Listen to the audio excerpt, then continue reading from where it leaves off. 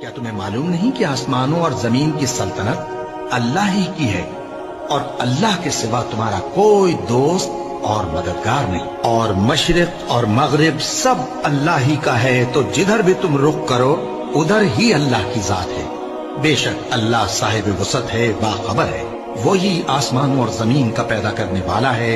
اور جب کوئی کام کرنا چاہتا ہے تو اس کو ارشاد فرما دیتا ہے کہ ہو جا، تو وہ ہو جاتا ہے۔ سو تم مجھے یاد کیا کرو،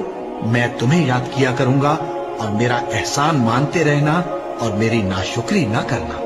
اے ایمان والو، صبر اور نماز سے مدد لیا کرو، بے شک اللہ صبر کرنے والوں کے ساتھ ہے۔ اور ہم کسی قدر خوف اور بھوک اور مال